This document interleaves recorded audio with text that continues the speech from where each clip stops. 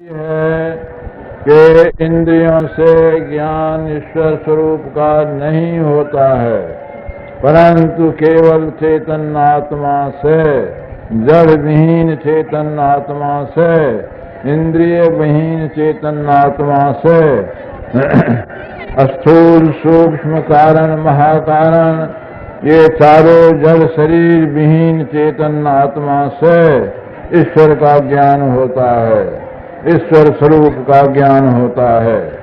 ईश्वर स्वरूप वही है जो केवल चेतन आत्मा से पहचानने में आ जाए। जैसे आँख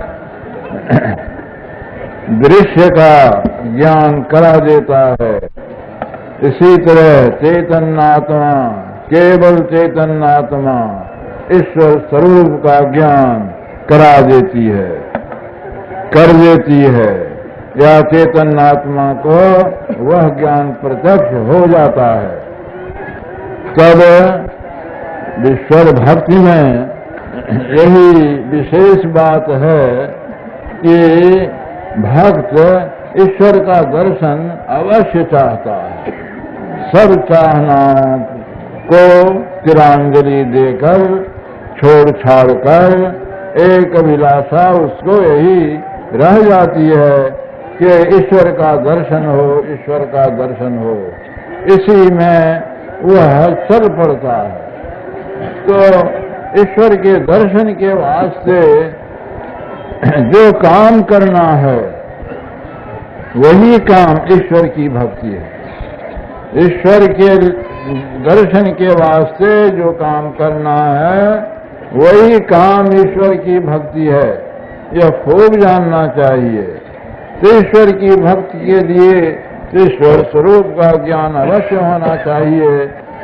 तो पहला काम यही है कि ज्ञान प्राप्त करो। केवल सांसारिक ज्ञान नहीं, केवल सांसारिक ज्ञान नहीं, बल्कि सांसारिक ज्ञान के सहित आध्यात्म ज्ञान प्राप्त करो। आध्यात्म ज्ञान प्राप्त किए बिना ईश्वर स्वरूप का निर्णय नहीं होता है और तब ईश्वर स्वरूप की ओर नहीं लगा जा सकता है। जबकि यह कहा जाता है कि ईश्वर स्वरूप इंद्रियों के ज्ञान से बाहर है, तो इसका अर्थ ही हो जाता है कि ईश्वर स्वरूप अव्यक्त है, बेजाहिर है, अप्रगट है। यह ठीक ही है कि ईश्वर स्वरूप अव्यक्त है।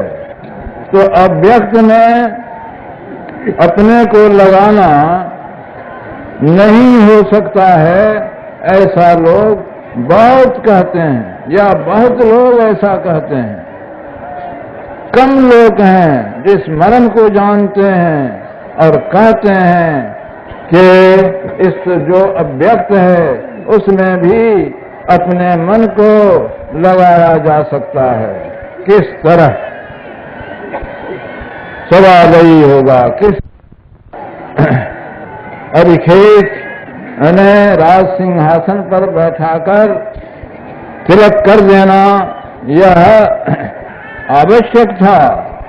राजा युधिष्ठिर बहुत रोता था, बहुत पछताता था कि युद्ध करके हमने बड़ा बुरा किया, बड़ा पाप कमाया, हमने अपने बूढ़े पुराने सबको मरवा दिया, मार दिया, और हमारे लड़के भतीजे जो कोई थे सब भी उसी युद्ध में मारे गए।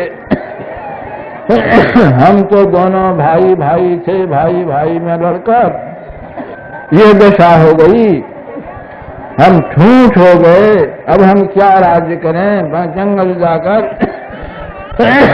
तब करना अच्छा है। व्यासदेव ने बहुत समझाया, भगवान कृष्ण ने बहुत समझाया, करे क्या शोक करते हो, राज्य करो, शोक दूर हो जाएगा।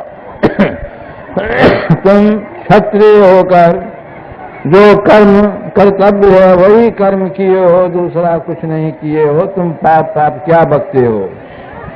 उनको बोध नहीं होता था तब ओर लगाकर इससे काम कराया जाए तो इसका शोक छूटते छूटते छूट जाएगा। तो व्यासदेव जी ने कहा कि क्या तो युधिष्ठिर शोक करता है, अरे कुछ कर्म कर। कहा कि महाराज क्या कर्म? कहा कि अश्वमेध यज्ञ कर।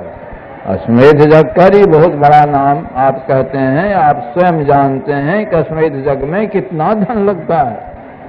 हमारे पास धन कहाँ है?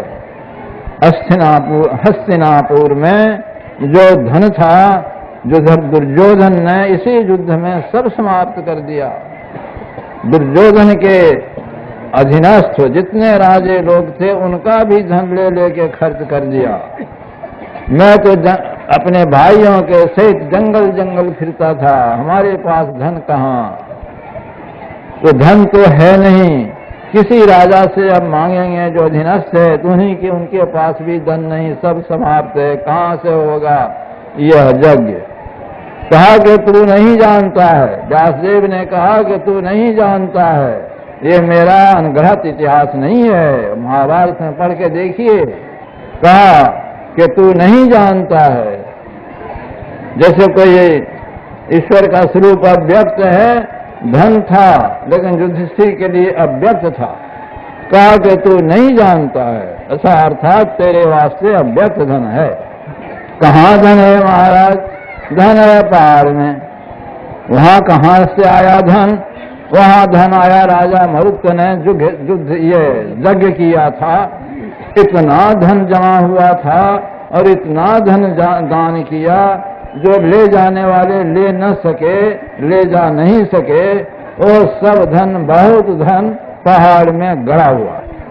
क्यों नहीं जानता है? मैं जानता हूं। तो युधिष्ठिर ने कहा कि पहाड़ जंगल मैं तो नहीं जानता हूं, पहाड़ और जंगल में कहाँ धन है? तू नहीं जानता है, मैं जानता हूं। उस धन को जानता हूं, जहां धन का है सो जानता हूं, और जिस रास्ते से जिस अनुष्ठान को करते करते उस धन तक जाना चाहिए, उस धन तक की सब बातें मैं जानता हूं। तो युधिष्ठिर का ख्याल कुछ बट गया। उन्होंने कहा तो महाराज बतलाइए। तो बतला दिया, स्थान बतला दिया, रास्ता बता दिया, अनुष्ठान बतला दिया, लेकिन वह धन युधिष्ठिर के लिए अव्यक्त था, ये मत भूलिएगा। बिल्कुल अव्यक्त था, न वह स्थान वह जानता था, न वह रास्ता जानता था, न उसके लिए अनुष्ठान जानता था, ये सब कुछ नहीं जानता था। वह धन उसके लिए अव्यक्त था। व्यासदेव ने कहा कि तू नहीं जानता है, मैं जानता हूं। मेरे बताए हुए मार्ग से जा, जैसा अनुष्ठान बतलाता हूं वैसा अनुष्ठान कर, और वो धन तो पावेगा और उसमें जब खूब हो जाएगा। तो युधिष्ठिर उस रास्ते से, बतलाए हुए रास्ते से गए, अनुष्ठान करते करते गए। वहां भी जाके जो अनुष्ठान करना चाहिए सो किए, और वहां कुड़बा कर धन को निकाला। एक यह बात कि वहां कुड़बा भी दिया। पहाड़ में पत्थर और मिट्टी के नीचे वो धन गड़ गया था। राजा मरुत बहुत दिन हुआ था, युधिष्ठिर उनके पीछे बहुत पीछे हुए थे। धन पड़ा पड़ा पड़ा पड़ा, वह पत्थर और मिट्टी से बिल्कुल ढक गया था। उसको कोड़कर अपार धन निकाल दिया और ला करके जगह कर लिया। और व्यासदेव जी का ख्याल ठीक हुआ, उनका ख्याल बट गया, शोक उनका दूर हो गया। और जब तक राज करना उनको प्रारब्ध में था, प्रारब्ध में भर राज भोग कर वह इस संसार को छोड़कर चले गए। ये कथा महाभारत में है। तो अव्यक्त में मन कैसे लगाया जाता है? अव्यक्त में मन ऐसे लगाया जाता है। धन युधिष्ठिर के लिए अव्यक्त था, वो नहीं जानते थे कितना लाख करोड़, कितना मन सोना वहां है, कितना हीरा है, कितना क्या है, वो कुछ नहीं जानते थे। उसके रूप रेखा को कुछ नहीं जानते थे। लेकिन व्यासदेव झूठ बात कहेंगे, झूठी बात व्यासदेव कह देंगे, इसका उनको विश्वास नहीं था कि वह झूठी बात कहेंगे। व्यासदेव जो कहेंगे सो सत्य ही सत्य कहेंगे, वह सत्य बोलते हैं। तो उनके बताए मार्ग से जाकर धन को प्राप्त किया। इसी तरह से प्रेमी जनों, हम लोग नहीं जानते हैं, संत जानते हैं, जिन्होंने अपनी वाणी में, वचन में कह दिया है, समझा दिया है कि अव्यक्त ईश्वर स्वरूप जो अव्यक्त है, उस अव्यक्त को तुम व्यक्त कर सकते हो। विश्वास करो, इसी को श्रद्धा कहते हैं।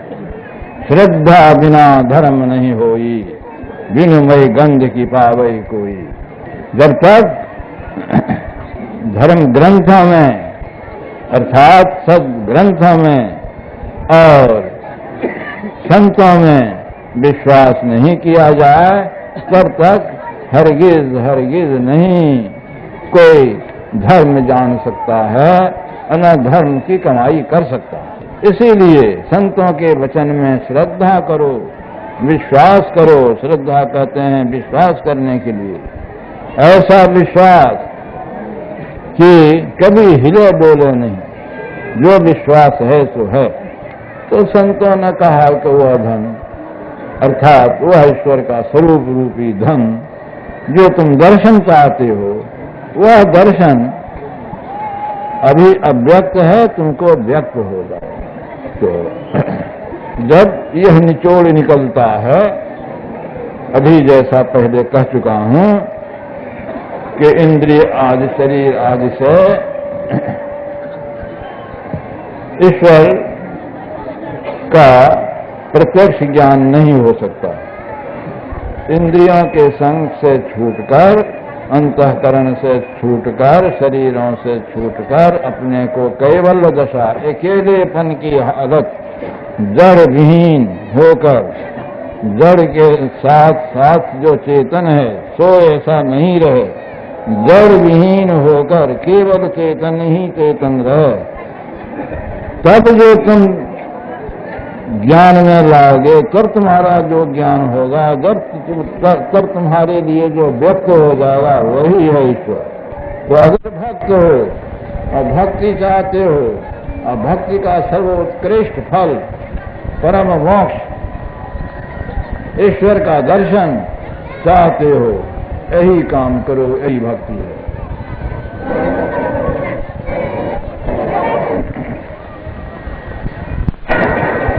सुनकर बहुत कठिन मालूम होता है, बहुत बड़ा काम मालूम होता है।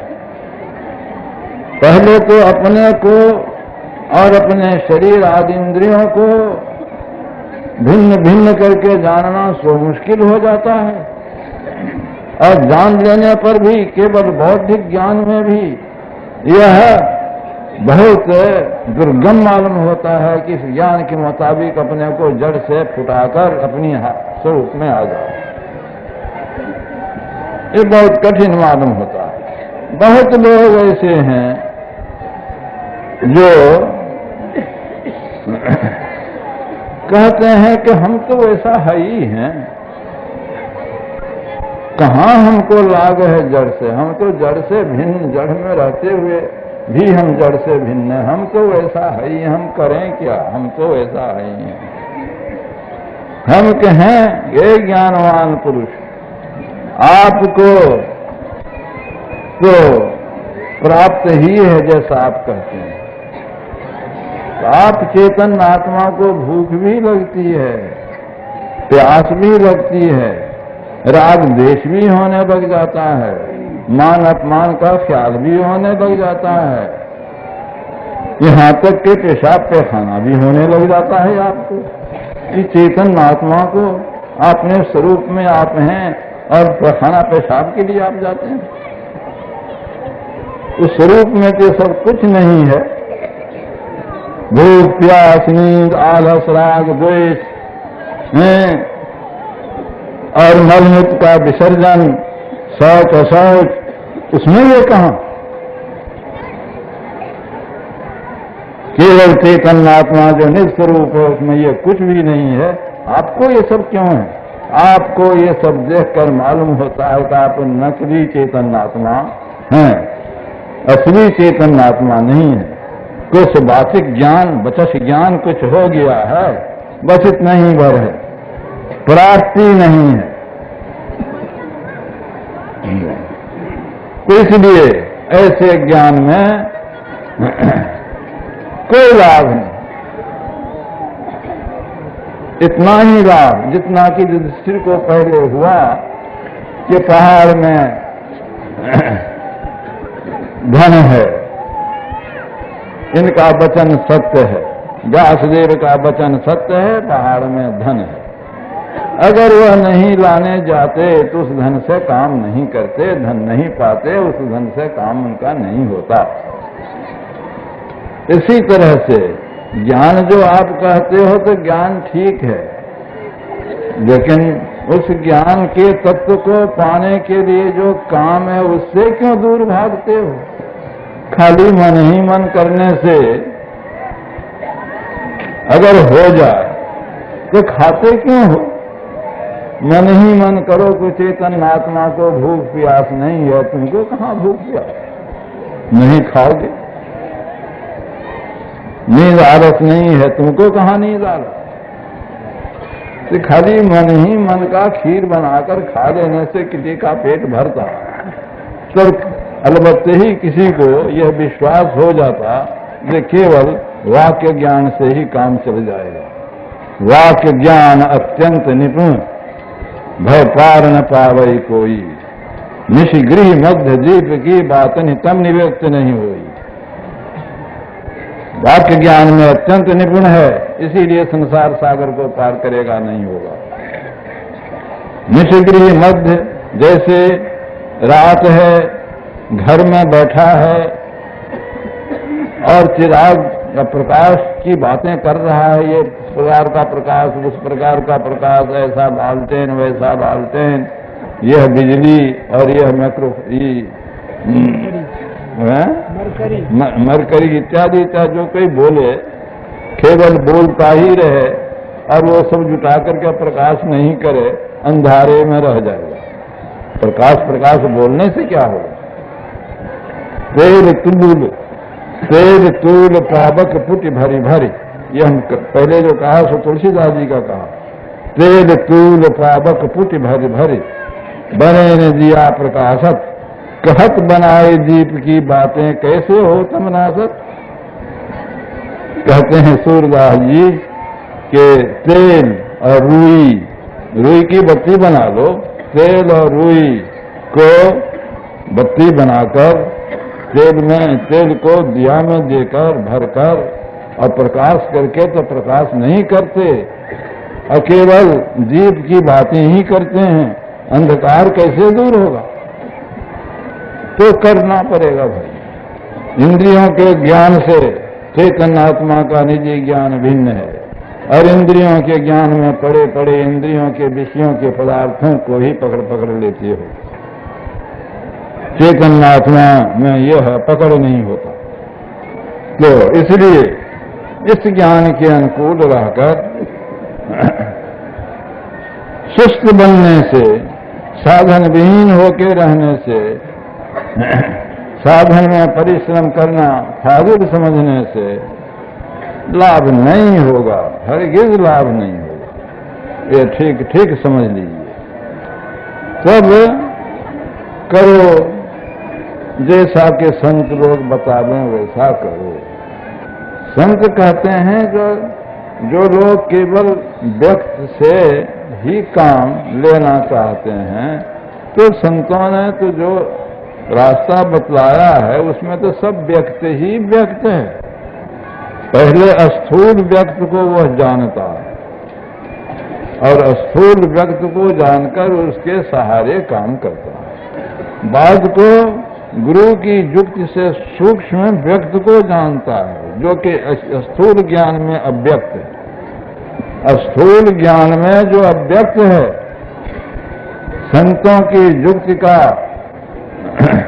भेद पाकर संत जिस तरह अभ्यास करने कहते हैं उस तरह अभ्यास करो तो सूक्ष्म जो पहले अव्यक्त था सो व्यक्त हो जाएगा, पहले अव्यक्त फिर व्यक्त। इसी तरह से जैसे जैसे साधन में बढ़ोगे वैसे वैसे जिसको पहले अव्यक्त कहते थे वो सब व्यक्त होते चले जाएंगे, और सबसे पहला अव्यक्त जो पुरुषोत्तम स्वरूप है वह भी व्यक्त हो जाएगा। वह व्यक्त हो जाएगा तो केवल चेतन आत्मा को हो जाएगा। और व्यक्त ही व्यक्त चलते चलते पहले अव्यक्त फिर व्यक्त फिर अव्यक्त फिर व्यक्त फिर अव्यक्त फिर व्यक्त, इस तरह से पाते पाते इधर जाते जाते होते होते जो परम अव्यक्त है, जो इंद्रियों को या जड़ सहित चेतन वृत्तियों को अव्यक्त है, वह अव्यक्त चेतन जड़ सहित चेतन वृत्तियां छूट जाएंगी और छूट कर केवल चैतन्य दशा में चेतन स्वरूप में रहकर व्यक्त परम अव्यक्त का ज्ञान प्राप्त करेगी। और परम अव्यक्त का ज्ञान प्राप्त हुआ तो उसी को ईश्वर का दर्शन करते हैं। तो यह बाहर की बात नहीं है, यह अंदर अंदर साधन करने की बात है। तुलसीदास जी को लोग कहते हैं कि वो तो मोटी ही भक्ति में थे, देखो उनको कैसा हो गया। तो उनका पद पढ़ो, तुम्हारी बात माने, अगर तुलसीदास जी का निज वचन माने, विनय पत्रिका पढ़ो, उसमें है कि यही तुम्हें हरि ज्ञान बनायो, परिहरि हृदय कमल रघुनाथ बाहर फिरत विकल भय धायो। ज्यों कुरंग कहते मृगा को, ज्यों कुरंग निज अंग रुचिर मद कस्तूरी, ज्यों कुरंग निज अंग रुचिर मद अतिमतिहीन मल नहीं पायो, खोजत गिरि तर लता भूमि बिल परम सुगंध कहाँ से आयो। इसी तरह से मैं बार बार ढूंढा ये सुगंध कहाँ से आता है, सुगंध उसके पास में मौजूद है। इसी तरह सूरदास जी अपन को आपुन ही में पायो, शब्द ही शब्द भयो उजियारो सतगुरु भेद बतायो। ज्यों कुरंग नाभि कस्तूरी ढूंढत फिरत फुलायो, फिर चेत्यो जब चेतन होकर आपुन ही तन छायो। राजकुमार कंठे मणिभूषण भ्रम हो कहो गणायो, दियो बताए और सतजन का, तब ये गुरु का काम हुआ। दियो बताए और सतजन तब तन को पाप न सायो। सपने माए, अरे ये संसार स्वप्नवत है, उस ख्याल से सपने माए नारी को भ्रम रो, बालक कहूं ही रावो। जाग लक्ष्यो जो को त्यों ही है, ना कहूं गयो न आवो, ना कहूं गयो न आवो। ईश्वर कहीं हमसे दूर भागा हुआ नहीं था, वो ऐसा कौन सा स्थान है कि जहां ईश्वर नहीं है, क्या बाहर क्या अंदर। लेकिन हम पहचान ही नहीं सकते थे। अब स्वप्न दूर हो गया, आप पहचान लिए। इस स्वप्न में कौन जगता है, यही जगह जामिनी जागे हैं योगी। इसीलिए योग का सहारा लेना होगा। सरलतम योग संतों ने बतलाया कि सबसे सरल हो सकते हैं।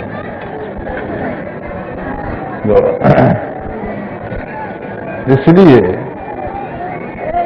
जितने संत हुए ये सब के सब, कुछ लोग को तो इन सब में से चुन चुन कर कहते हैं कि ये सब संत, और तुलसीदास सूरदास इनके तरह के संत ये उनसे पद पर नहीं पहुंचे हुए थे। तो हम उनसे कहें कि महाराज सब खोज के देखिए कि क्या कहते हैं तुलसीदास और क्या कहते हैं सूरदास। अरे तुलसीदास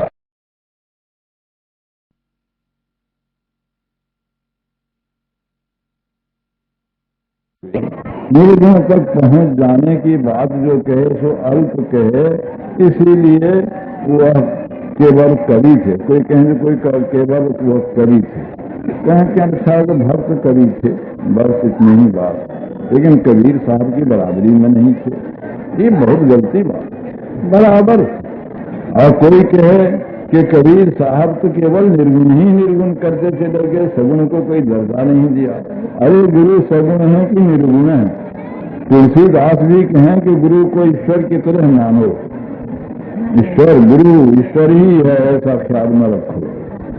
और रामकृष्ण को भी जो ईश्वर कहकर नहीं मानते हैं तो उनका कोई कुछ कर सकता है? इसी तरह से गुरु को ईश्वर कहकर नहीं मानने वाले को उनका कौन क्या करेगा? जब लोग रामकृष्ण को भी ईश्वर कहकर के मानते हैं तो ही रामकृष्ण ईश्वर हैं। इसी तरह से जब लोग गुरु को ईश्वर के तुल्य मानते हैं तो गुरु ईश्वर तुल्य है।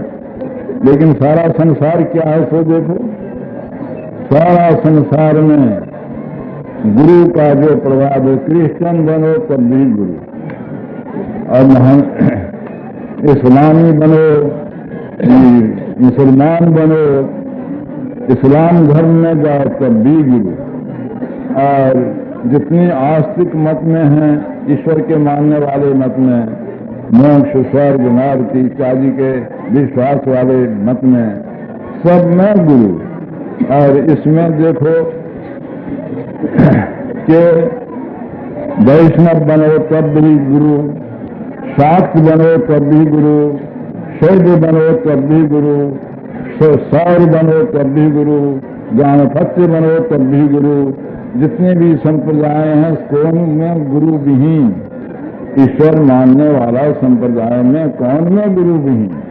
और ये भी ख्याल करके देखो कि जो ईश्वर को नहीं माने उनको भी गुरु से सीखना, किसी से सीखना। मतलब यह है कि ईश्वर के नहीं मानने वाले जिनको नास्तिक कहना चाहिए उनको भी गुरु। आस्तिक नास्तिक कोई संप्रदाय वाले हो, बिना गुरु के कोई नहीं। जब से लोग गुरु की प्रतिष्ठा को कम ख्याल में देखा तब से बहुत बदलाए। आज इसी किसी को गुरु किया, कितने ने तो गुरु को छोड़ ही दिया, खोज वही नहीं किया, विश्वास कर लिया कि हम पड़ गए इतना दूर तक और हमको क्या जानना है, हमको गुरु की जरूरत नहीं। और जब आ रहे युक्ति की बात तो खाली पढ़ते पढ़ते किताबों में भी पढ़ गया तभी युक्ति नहीं आती। यह है गुरु सगुण है, निर्गुण नहीं है। मूल ध्यान गुरु रूप है, गुरु की मूरत मन में ही ध्यान, गुरु के शब्द मंत्र मन मान। तो मूल ध्यान गुरु रूप है, मूल पूजा गुरु पांव, मूल नाम गुरु वचन है, मूल सत्य सत भाव। ये कबीर साहब। गुरु की मूरत मन में ध्यान, गुरु के शब्द मंत्र मन मान, गुरु के चरण हृदय लय धारो, गुरु पार वन सदा नमस्कारो, मत कोई भरम विलय संसार, बिन गुरु कोई नूतर सिपार। इत्यादि इत्यादि लंबा शब्द है गुरु नानक देव का। ये सब कैसे बिल्कुल निर्गुणीय रह गए? ये भी तो सगुण। अरे जप करना भी सगुण, सगुण उपासना, प्रार्थना करनी भी सगुण उपासना। निर्गुण उपासना में आचार्य विनोबा भावे जी का कहना कि बिल्कुल चुप होकर बैठो, बिल्कुल चुप, निर्गुण उपासना होगी। तो ठीक ही बात है, वो बिल्कुल चुप होना तो बहुत दूर में है, अवश्य ही बिल्कुल चुप हो जाता है। तो जितने संत हुए किसी न किसी तरह से वह सगुण उपासना करके ही निर्गुण की ओर बढ़े और उसकी युक्ति जानकर साधन करके निर्गुण तत्व को प्राप्त किया। इसीलिए कोई संत छोटे और कोई संत बड़े यह मानने योग्य नहीं। सूरदास जी शब्द ही शब्द भयो उजियारो, देखिए नादानुसंधान, शब्द ही शब्द भयो उजियारो, सतगुरु भेद बतायो। तुलसीदास जी बंदो राम नाम रघुवर के, हेत कृषान भान हिम करके, विधि हरिहरमय वेद प्राण सो, अगुण अनुपन गुण निगान सो। राम नाम की वंदना करके कहते हैं कि राम नाम निर्गुण भी है और सगुण भी है। विधि हरिहरमय वेद प्राण सो, अगुण सो कौन? राम नाम। राम नाम विधि हरिहरमय है और वेद का प्राण है और अगुण है, अनुपम है और फिर गुण का भंडार है। कुंद्र गुण भी है और सगुण भी है। कुंद्र गुण बोलिए तो क्या बोलते हैं आप? कोई भी बोले। तमाम संसार के विश्वविद्यालयों का पाठ समाप्त कराओ आप, लेकिन निर्गुण बोलो। कहाँ से बोलते हैं? नाक से बोलते हैं कि मुंह से बोलते हैं? अरे ये सगुण यंत्र से निर्गुण बोल कैसे बोलोगे? मुंह, जिह्वा इत्यादि और नाक, ये तो सगुण यंत्र हैं, इनसे भला तुम निर्गुण वाक्य बोलोगे? निर्गुण शब्द का उच्चारण कर सकोगे? नहीं, हरगिज नहीं। निर्गुण शब्द का उच्चारण कभी नहीं तुम्हारे मुंह से होगा। अघोषम अव्यंजनम ना अमृतनाद उपनिषद। अघोषम अव्यंजनम असुरंच अताल कंठ ओष्टम अनाशकंच अरेख जातम भुजोस वर्जितम। इतना साफ कहा। वहां आवेगा निर्गुण शब्द। ये खाइए राम राम कहते हैं, मान लो के ही निर्गुण शब्द हो गए। ये महागतिक भी ग्रांटर से काम नहीं चलेगा, असली चाहिए।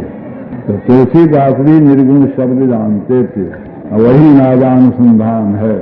वहीं तक नादानुसंधान पहुंचाकर उसको प्राप्त कराकर ईश्वर को प्राप्त कराता है, यही जानना चाहिए। तो ये संतों के बारे में कहा, देश काल के अनुसार लोग बोलते हैं, देश काल के अनुसार लोग उपदेश करते हैं, देश काल के अनुसार लोग कर्म करते हैं और देश काल के अनुसार होने से उनके बोलने का, कर्म करने का कोई कीमत नहीं होती। उस समय में जैसा था कबीर साहब ने उसी अनुकूल वचन कहा, कभी गुरु नानक देव ने उसी अनुसार वचन कहा। वैसे तुलसीदास जी के समय में जैसा था वैसा कहा उन्होंने, लेकिन कहा दोनों निर्गुण के लिए भी और सगुण के लिए। तो ईश्वर की भक्ति में सगुण का सहारा पहले लो, फिर निर्गुण का सहारा तो आवेगा, लेकिन उसके लिए भी अवश्य ही जतन जानना चाहिए, उसका साधन करना चाहिए। निर्गुण सगुण के सहारा के लिए लोग स्तुति पढ़ते हैं, उससे प्रार्थना करते हैं, मंत्र जप करते हैं और दृश्य को देखा है, रूप को देखा है, वैसे का व्यक्त रूप का ध्यान करते हैं, प्राणायाम करते हैं। प्राणायाम भी सगुण में, क्योंकि वायु निर्गुण नहीं है। प्राणायाम करते हैं। निर्गुण की उपासना कहाँ से करेंगे? उधर जाने के लिए तब वह प्राणायाम से भी बारीक काम, जिसमें प्राणायाम का कष्ट न हो और तप करके देह को नहीं जलाया जाए, सो ध्यान है। जोगी योग से ध्यावे, इसीलिए हमने भजन गवाया था कबीर साहब का, न जोगी योग से ध्यावे, न तपसी देह जर आवे, सहज में ध्यान से पावे, सुरत का खेल यही आवे। योगी योग से ध्यावे, योगी योग के द्वारा ध्यान करे, इसका तात्पर्य है तो प्राणायाम तक कर लो फिर ध्यान करो। प्राणायाम तक करके प्राणायाम भी करो, उसके बाद फिर ध्यान करो। योग समाप्त होता है, प्राणायाम के बाद प्रत्याहार करना पड़ता है। जहां से प्रत्याहार का शुरू होता है वहीं से ध्यान का शुरू हुआ, ध्यान के लिए कोशिश हुई। प्रत्याहार कहते हैं कि जिस देश में मन लगाना चाहिए या जिस स्थान में, जिस निशाने में मन को लगाना चाहिए, मन पिछड़ जाता है और स्थूल ज्ञान में भी ऐसा होता है, जप में भी ऐसा होता है। ये जब पिछड़ जाता है तो उसको फिर लौटा के उसी में लगा, फिर लौटा, फिर भागे, फिर लौटा के लात लगा, फिर भागे, फिर लौटा के लात लगा। इस तरह से बारंबार करते रहो, इसी का नाम है प्रत्याहार। इस प्रत्याहार के होते होते कुछ न कुछ ठहराव होगा। करत करत अभ्यास से जड़मत हो सुजान, रसरी आदत जाते ही सिद्ध पर परत निशान। कुछ ठहराव होगा। यह अल्प से अल्प ठहराव या टिकाव को ही कहते हैं धारणा। योग बतलाता है कि प्रत्याहार के बाद धारणा होगी। धारणा होते होते, अल्प टिकाव होते होते उसमें गहराई आएगी, देर तक ठहराव होगा, उसका नाम होगा असली ध्यान। तो यह ध्यान भी कर्म में ही है, अब और करना ही है। ध्यान का अंत नहीं हुआ, शुरू हुआ ध्यान का। प्रत्याहार और धारणा में मजबूत बनकर ध्यान करने लग गए। ध्यान का गया असली ध्यान का शुरू हुआ। तो अब जाते जाते जाते जाते स्वरूप का ज्ञान हो गया इस ध्यान के करते करते। अब ध्यान करने को बाकी नहीं रहा, समाप्त हो गया। इसी को असली समाधि कहते हैं। अब ये समाधि हो गई। इस समाधि में ध्यान, ये जो खत्म हो जाता है। प्रत्याहार, धारणा, ध्यान और समाधि। जब तक समाधि नहीं हो तब तक योग का अंत नहीं हो।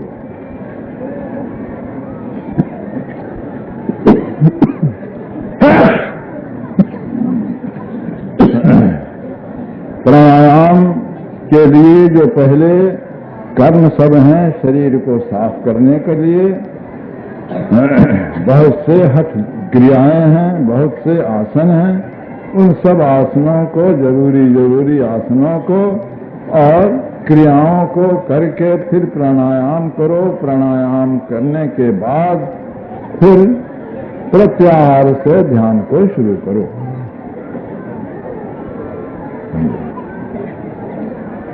तो एक तो जोगी जोग से ध्यावे, ये बात हुई। कबीर साहब कहते हैं, काहे इतना कष्ट करोगे, इतना कष्ट मत करो, सब कोई नहीं कर सकोगे। हम वो बताते हैं जो सब कोई कर सके। वह क्या है? केवल ध्यान करो। सहज में ध्यान से पावे, लेकिन उस ध्यान में क्या है? स्वत लगाने का खेल है। कहां पर अपनी वृत्ति को ठहराओगे, सो जान लो। ठहराने के लिए कोशिश करते रहो। सहज में ध्यान से पावे, सुरत का खेल यही आओ। तो प्राणायाम के कष्टों से बचकर केवल ध्यान से भी काम हो जाएगा, और ये सर्वसाधारण के वास्ते। भगवान श्री कृष्ण ने ध्यान का अपनी भगवत गीता में जो स्थान दिया है, वह प्राणायाम को स्थान नहीं दिया। केवल ध्यान, छठा अध्याय से ही, ऐसी जमीन पर बैठो, फलानी फलानी चीज आसन देके बैठो, शरीर को इस तरह रख के बैठो और ऐसे ध्यान करो। और वही जहां जहां मन भावे वहां से लौटा के लगाओ। प्रत्याहार करो, इसमें अटकाओ मत। और होते होते उस दशा को पहुंचोगे जिस दिशा में वह शांति प्राप्त हो जाएगी जो शांति मुझ में विराजती है। पढ़ लीजिएगा, इस योग के शुरू करने वाले को उल्टा फल नहीं मिलता, और यह योग महाभय से बचाता है। उल्टा फल नहीं मिलता, महाभय से बचाता है। और इसका थोड़ा अभ्यास भी, अल्प आयास, थोड़ा अभ्यास भी, थोड़ा अभ्यास ही महाफल से, महाभय से बचाता है। हाँ, और इसके आरंभ का नाश नहीं होता। पहली बात यही, इसके आरंभ का नाश नहीं होता। इसका थोड़ा अभ्यास भी महाभय से बचाता है और उल्टा फल नहीं होता। योग का सीधा फल, असली फल है ईश्वर की प्राप्ति और मोक्ष। इसका उल्टा फल संसार में रहना, ईश्वर का ज्ञान नहीं होना, तो यह उल्टा फल नहीं होता। थोड़ा सा अभ्यास भी महाभय से बचाता है। महाभय क्या है? आप जितने मनुष्य हैं, ऊंचे पढ़े लिखे हुए लोग या कम पढ़े हुए लोग या कुछ नहीं पढ़े हुए लोग, गरीब अमीर, हुकूमत वाले नहीं हुकूमत वाले, किसी से कहा जाए कि आप इस देह को छोड़कर पक्षी होना पसंद करते हैं, घोड़ा होना पसंद करते हैं, ऊंट होना पसंद करते हैं, अरे गधा का नाम से तो आप मार बैठिएगा। बैग होना पसंद करते हैं, तो मैं हमको तो आदमी है अच्छा। तो आदमी का देह छूटकर दूसरे जन्म में दूसरा कोई देह मिल जाए, आदमी की अतिरिक्त, मनुष्य देह की अतिरिक्त कोई देह मिले, ये महाभय, बहुत भय है। यही है महाभय। वहां लिखा तो नहीं है किसको महाभय कहते हैं, कि मैंने सोचा कि भाई महाभय क्या है, किसी टीकाकार ने इस पर ख्याल नहीं दिया। महाभय क्या है? यही है महाभय। हाथी बनिएगा जब भी दिवस,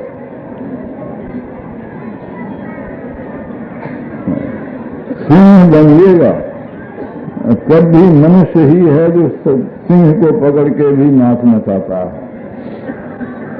तो मनुष्य ही होना लोग को पसंद है। यही है महाभय। इसका अल्प अभ्यास भी, थोड़ा सा अभ्यास भी करेगा कोई, तो इसमें मनुष्य देह अवश्य हो जाएगा।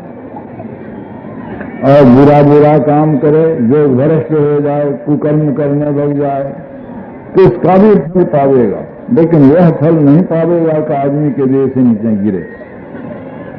वह यह फल पावेगा तो मनुष्य में भी तरह तरह के मनुष्य होते हैं, ऊंची बुद्धि वाले, नीची बुद्धि वाले, बहुत नीची बुद्धि वाले, मैले कुचैले, साफ सुथरे, बहुत तरह के ऊंच नीच ये मनुष्य होते हैं। तो आप मैले कुचैले मनुष्य के हाजे में पड़ जाइए कुकर्म करने से, लेकिन यह संस्कार फिर उसमें जगेगा। यह संस्कार जगा रविदास में, तो रविदास पूजने योग्य हो गए। यह संस्कार जगा, कितने नीचे चले गए, बाद भी उनको फुटाइए लिए हो तो स्कूल में जरूर, लेकिन इनकी वृत्ति दूसरी और इनके बाप की वृत्ति दूसरी। पहले का संस्कार इनका था, अलग कर दिया। बड़ा गरीब, बहुत गरीब, छप्पर टूट गया, छापने का क्या है। तो यह सुबच भगत थे, उनका भी नाम वाल्मीकि था। वो रामायण बनाने वाले वाल्मीकि नहीं, उनका भी नाम वाल्मीकि था। तो यह सुबच भगत कहाँ गिरे आकर के, काहे इतना गिरे, और इतना गिर गए, और फिर उनमें भक्ति, इतनी भक्ति कि कृष्ण भगवान उनका आदर किया। युधिष्ठिर ने कहा कि हमारा यज्ञ पूरा हुआ, कृष्ण भगवान ने कहा तुम्हारा यज्ञ पूरा नहीं हुआ, घंटा नहीं बजा या शंख नहीं बजा अपने आप, तब क्या कमी रह गई, कोई भक्त का भोजन नहीं हुआ। तो कहाँ भक्त पावेंगे, इतने लोग आए, विद्वान योगी इतने लोग आए, भक्त कहाँ पावेंगे। कुंज के काशी में है एक दिन, बहुत मना करके उनको लाइन उतारने नहीं चाहते थे, तब एक बार बज गया, कभी खाना छोड़ दिए, एक ही और खाए न बज गया, कभी खाना छोड़ दें। खाना छोड़ने तब नहीं खाते हैं, जो फिर पूछते हैं कि आप भोजन क्यों नहीं करते हैं? क्योंकि पहला कौर जो हुआ है, पहला ग्रास, वो तो आपका विश्वास के अनुकूल भक्त का हुआ है। आज जो हम खाएंगे तो व्योम वाला भोजन खाएंगे। तो वो कार्य हाथ जोड़ने लग गए कि आप ऐसा क्यों कहते हैं? वो पूछिए रानी से, द्रौपदी रानी से पूछ ही कहीं का। हम तो कहा कि ठीक ही कि व्योम है, सब मिला जुला के खाते हैं, क्या इनको स्वाद का कोई सब कितना प्रकार बनाया, सबके मिला जुला गींज घास के खाते हैं। हमका फिर तो आखिर में व्योम नहीं, तुमने हम जरूर किया। वह एक ही बार बजा। तो खैर ये सब लोग कथा कहते हैं, तो या शबरी को ही देखिए, वो तो वरदान मांग के नीच कुल में गई, साधुओं से वरदान मांग के कि हम बहुत नीच कुल में हो जाकर जन्म लें, बहुत कुरूपा हो जाए। पहले रानी थी, उसके पहले डोंगरी थी, डोंगरी से रानी हुई राजा की। और वहां देखा कि यहाँ तो बाधा है भक्ति भाव में, तो वरदान मांगा साधुओं से कि मेरा मृत्यु जल्द हो जाए, शरीर ये छूट जाए और ऐसे कुल में जन्म हो जाए कि जिस कुल को लोग घिनावे, और ऐसा रूप बिगड़ जाए कि जिस रूप को देखकर लोग हमसे भागे। तो जो महात्मा से कह जाइए ऐसे ही होगा। तो वही थी शबरी।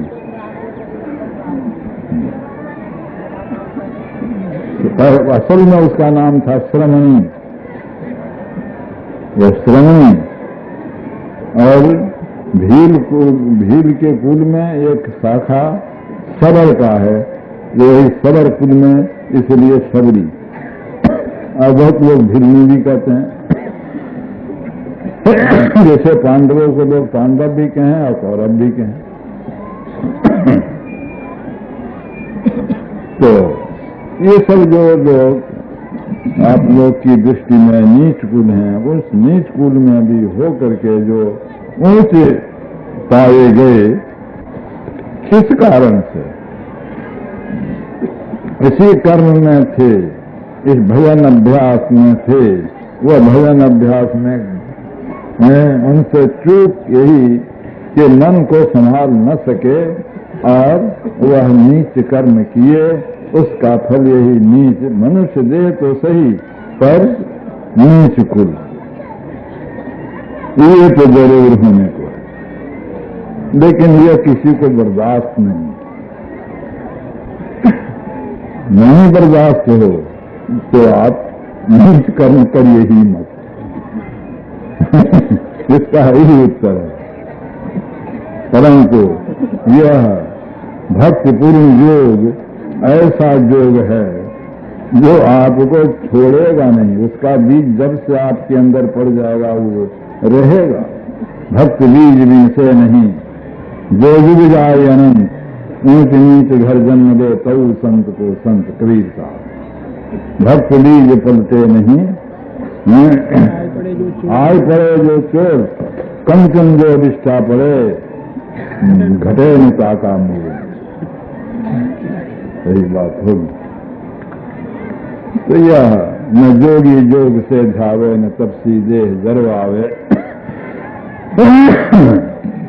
सहज में ध्यान से पावे, सुरक्षा खेल दे जावे। भगवान बुद्ध ने पहले बड़ा तप किया, 6 बरस तक अत्यंत तप किया। बाद उस तप के उनको फिर हुआ कि ध्यान करो, चाहे अब शरीर गल जाए तो गल जाए। एक ही रात में जैसा ज्ञान वो चाहते थे बुद्धत्व प्राप्त करने के लिए, वैसा ज्ञान उनको हो गया। सारी अनुभूतियां उनको हो गई, सारी शक्तियां उनको हो गई।